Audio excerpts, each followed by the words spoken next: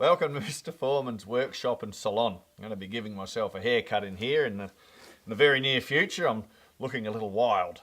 We've recently released the first part of a series called the Mojave Road, and it's a trip that almost didn't happen.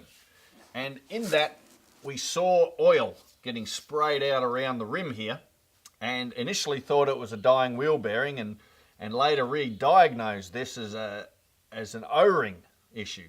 Now, it didn't cause us any more problems. The trip got done. But we are going to address that issue now. So we have our vehicle up on axle stands and the wheel is off. And this is what we're going to be taking apart right now. So this is the Land Rover Discovery 2, and the convenience of this is the bearings come as one big sealed unit with their wheel sensor attached. Now they are convenient, they just bolt onto the axle with 4 bolts, but they are expensive. Now we're not going to use this one because I think the bearing's fine. I'm going to put this back in the box, but so you can see what's going on, this lip here is where the O-ring sits, and that's where I think it's failing, allowing the differential oil to leak out through that O-ring and then spray around on the wheel. So although it's not a major issue, only happening at high speeds on hot roads, it's something we should address right now because we've got the time, and if we go on another expedition, be really nice to be able to rely on the vehicle. So the hub nut's the first thing we're going to take off, and you can see that little lip that it has, how it's been hammered in there to lock it into place. So I'm going to start with a very small center punch. I'm going to get in there and tap it open.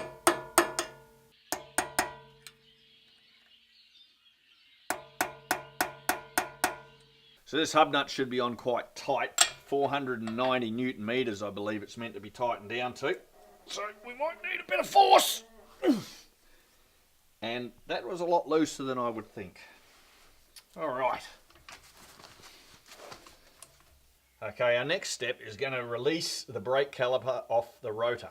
Now, the main bolts that hold it on, although this is a metric vehicle, the ones at the back are not. So you need a 1/2 inch drive, 1/2 inch socket, with their little 20 points on it, or however many are in there. And they're going to be on tight. They've got that Loctite stuff on them. So you'll need a breaker bar. And they should bust off. Okay, there's 2 of those to worry about.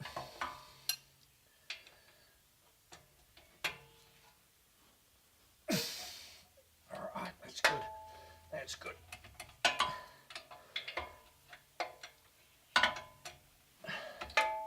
So once we get these off, that's going to let the whole caliper come.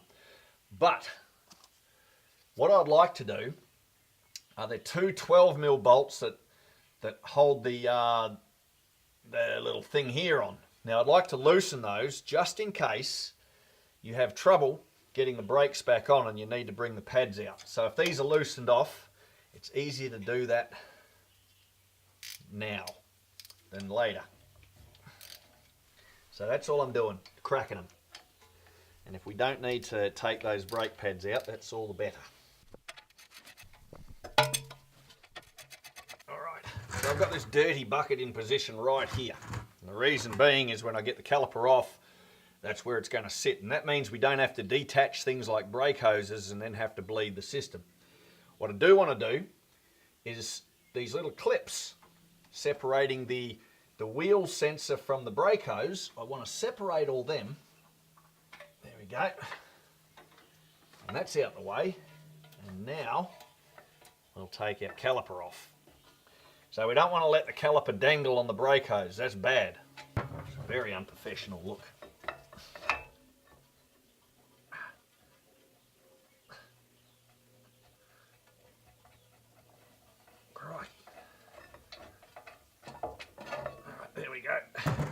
We put that there.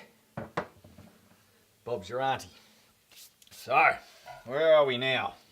We want to get this rotor off. So, this is held on with this Phillips screw just there. And I've had this off recently and replaced it, in fact. So this should, there we go. So if yours has been on since Christ was a boy, chances are it's not going to be as compliant as this one. And you're probably going to need one of those impact drivers. So keep that in mind. There we go, a little screw. And if all is good, the rotor just wiggles off, and we'll put that somewhere where we can find it again. All right, here we are. We've got the hub, and there are 4 bolts at the back that hold it on. Now, it also might be handy to get this contraption out of the way, and that is held on by 3 8mm bolts. Tiny little things, just around the back here.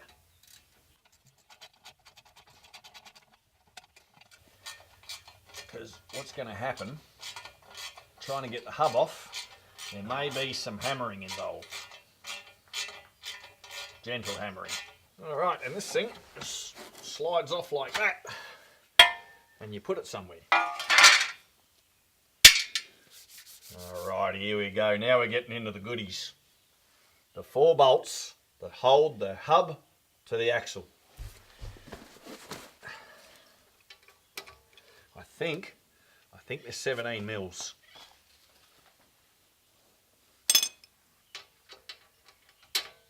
I think they're 15mm.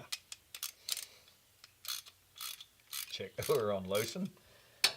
Now these are probably on fairly tight as well. I'm guessing around 100 Newton meters. Talking metric, see? Alien concept to some.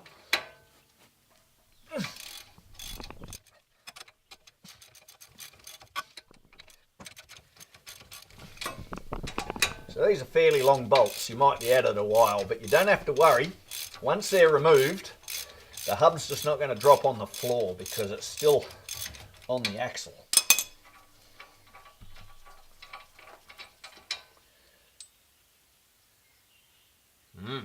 And you can see Loctite on them.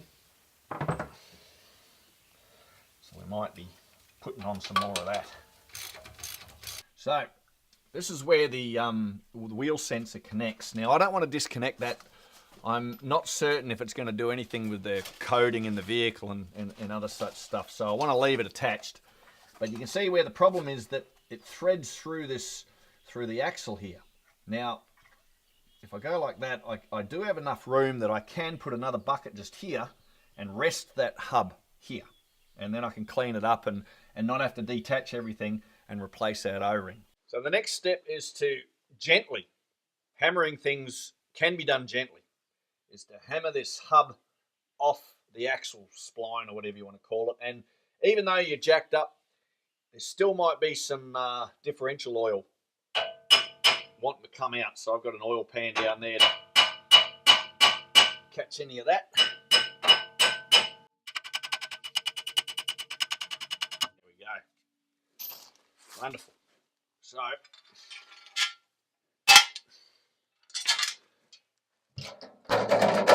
position bucket number 2. Hopefully close enough so I can slide that off the axle and rest that hub right there. Bonza.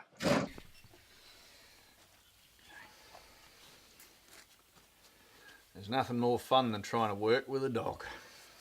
Okay. God. Cricket. Now we're going to clean up the surfaces and this bit here and everything thereabouts.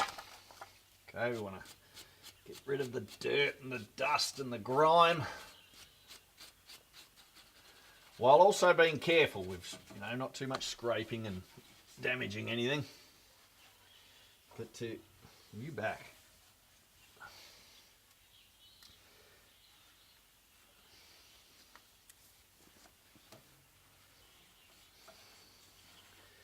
Cricket, haven't you got anything more important to do, like have a nap?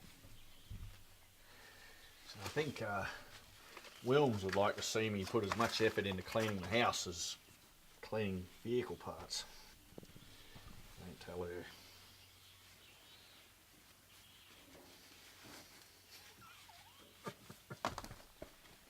So what I'm going to do now is I'm going to clean up this hub as much as I can, taking great care, scraping off the crap, but I don't want any shit to fall in with the bearing and stuff, so very careful. And with a clean cloth, we're going to buff that up. And I've used a bit of gas to sort of degrease it a little.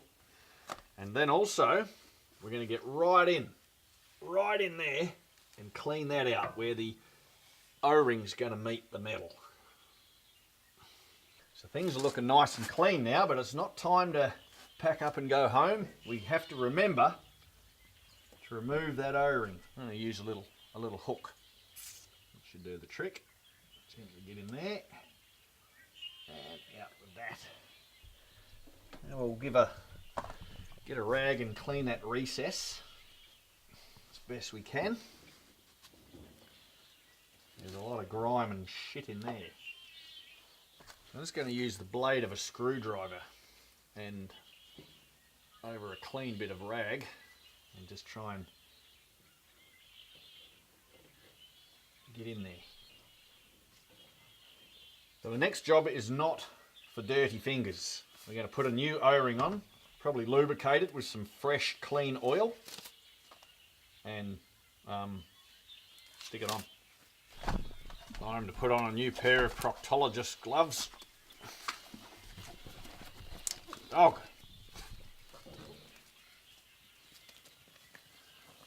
Alright, offer up our new O-ring. A dab of oil on there, giving that a little lubrication. And now slot it on.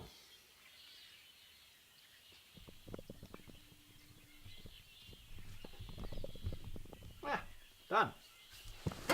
Alright, trying to keep things as clean as possible. We're going to now put the hub back on. Don't drop it. Alright, you can see where that angle sensor is. Now don't be too worried if you're going to be offline a little bit. Just get it approximate. So you can see there I'm offline and there's not moving. So at this point, make sure your vehicle's chocked. Turn the key on, put it into neutral, and you should be able to move it into position. Alright, we've got the vehicles now in neutral, so you can see that I can manoeuvre this. And then we get it roughly into position. And there could be some gentle hammering, just a little bit. Alright. Now, these bolts here have evidence of Loctite on them, so I'm gonna put on some new one. There you go, just a little dab. Don't have to get too excited. And then we'll see if we can line this up.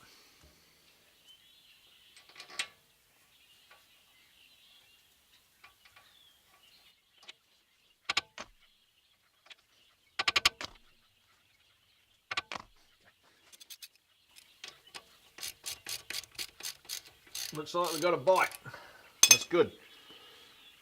So just like putting on tyres or anything really, I'm going to stick them all in and then as we tighten them, alternate diagonally. Working.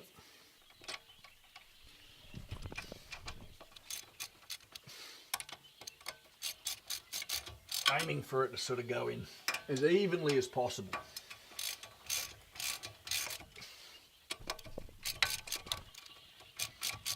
So if I've got this right, I think these bolts have to be torqued up to about 100 Newton pounds, or no, 100 Newton meters, sorry.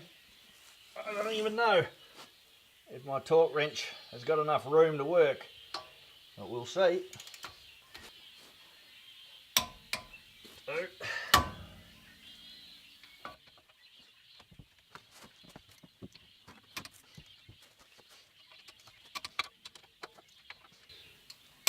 Good. So this big hub nut that fits on to the end there, you're best off to replace that with a new one for every time you take it off, I feel. And it has to be tightened down to a whopping 490 Newton meters, and my torque wrench doesn't even go to half that, so I'm just going to have to guesstimate this. And we'll put a new one on, and then we should start reassembling calipers, and we're on the home run. Okay, I just make sure that's all nice and clean in there. Cleaner the better. So when we first bought this wheel bearing, misdiagnosed the situation and bought the wheel bearing from the guys at Atlantic British, I'd forgotten to sort of ask about the O-ring and a new hub nut, but it all came part of the kit, so don't tell them I said this, but I reckon they're not a bad bunch. Rightio, we're going to need a big whopping, and this is a 32, wherever I've hidden that. Rightio, a 32mm socket.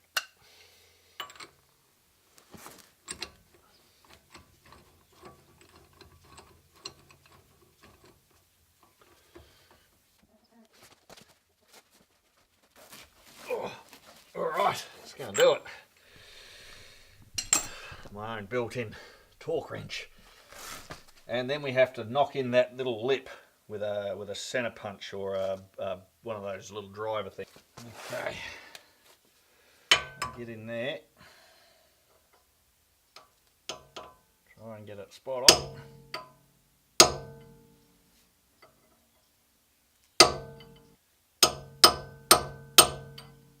Okay, I'll switch over to a smaller one.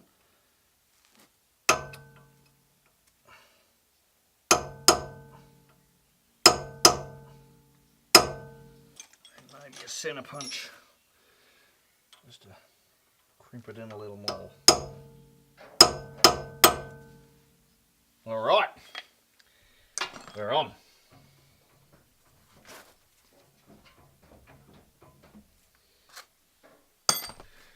As we go hurling down the home run, we're going to reinstall this half a plate of something or other. Remember how it went on. Thread that back in out of the way. Our wheel sensor tube. And our little 8mm bolts.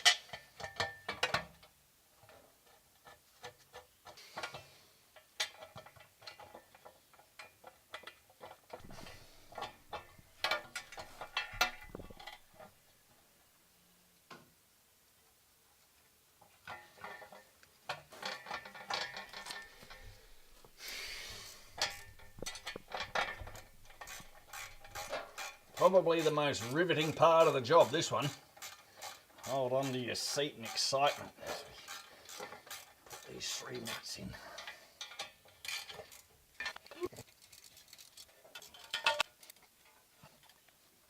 All right, let us put the rotor on. Rightio. So down here is where you get your little guide pin goes. So you want to line that up with that hole there. It shouldn't be too hard. Rotor slots on. And then what you do is you try to look for the missing screw. Aha. Easier than I feared. And we put that in.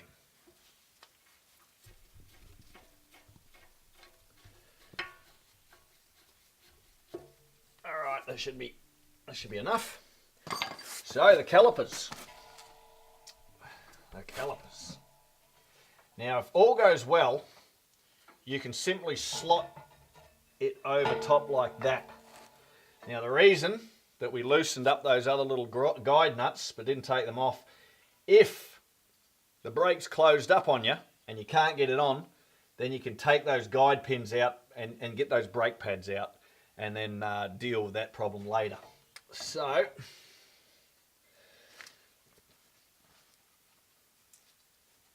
do they have any Loctite on them? It doesn't look like it, but these get crimped down quite hard as well. So let's try and line them up.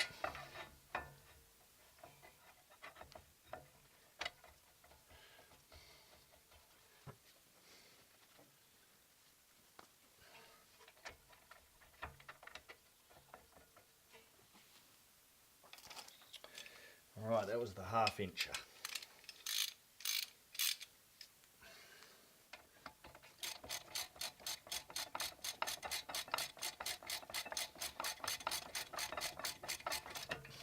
that isn't going in. Oh, fucking hell.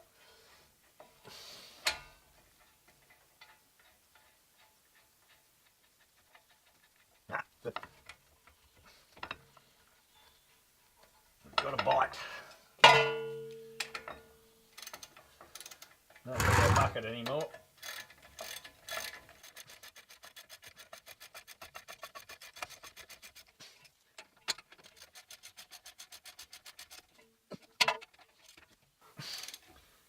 Okay.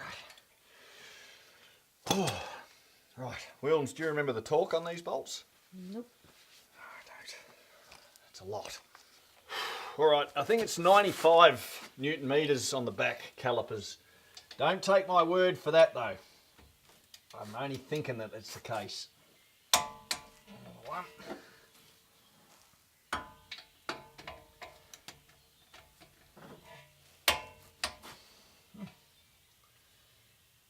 Check that.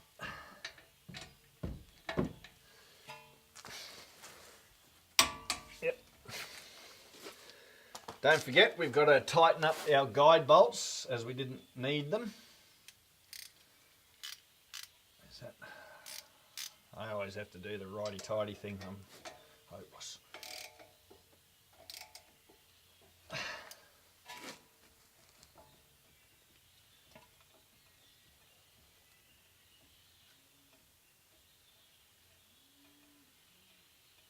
Where are we?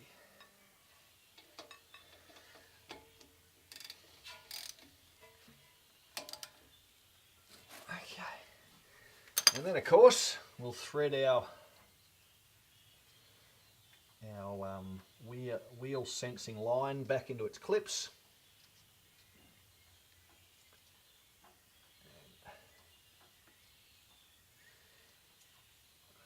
Yeah, that's the way it goes.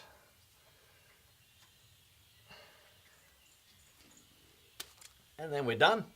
I think all we have to do now is probably the most complex part of the job, is put that wheel back on. And that's too complex for me, I'm going to need help. Anyway, thanks for watching this super exciting Fix It video, and we hope to see you again on the next one.